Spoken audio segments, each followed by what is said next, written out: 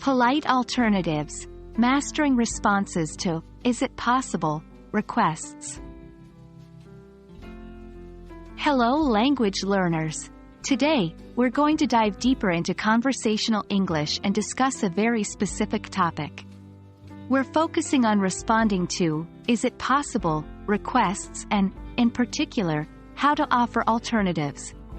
This skill is not only polite, but also invaluable for keeping conversations going and finding mutually beneficial solutions. So, let's dive in. The phrase, "Is it possible?" is a polite way to make a request. For example, if someone says, "Is it possible to borrow your pen?"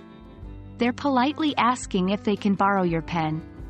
When you respond to such requests, it's not always about just saying yes or no. Especially when you can't fulfill the request as asked, you can offer alternatives to maintain the conversation and keep things positive. Before we move on to offering alternatives, let's quickly look at the straightforward yes or no responses. 1. Yes. Of course. This shows that you are willing and able to fulfill the request. 2. I'm sorry, but it's not possible. This is a polite way to decline the request.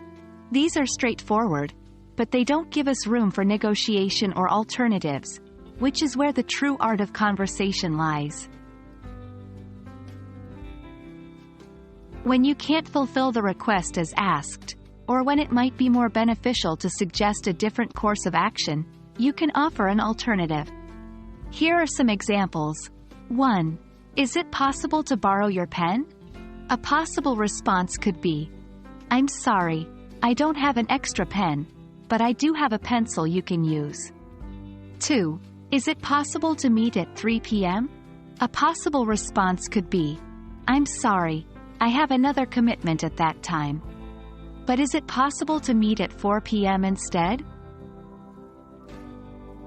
Note that in the second example, we use the phrase, "Is it possible?" in our response.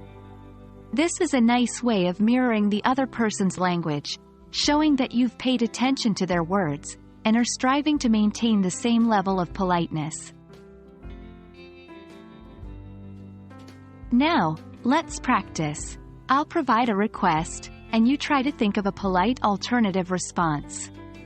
Remember, the goal is not just to say yes or no, but to keep the conversation going and look for solutions.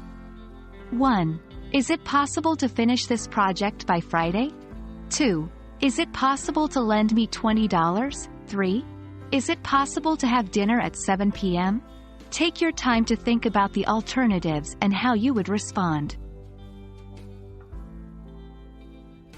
Understanding how to respond to "Is it possible?"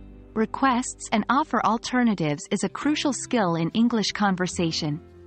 It allows you to maintain the conversation, build relationships, and find solutions that work for everyone. Keep practicing these techniques in your daily conversations. And remember, conversation is an art form that continually improves with practice. I hope this video has been helpful, and as always, happy learning!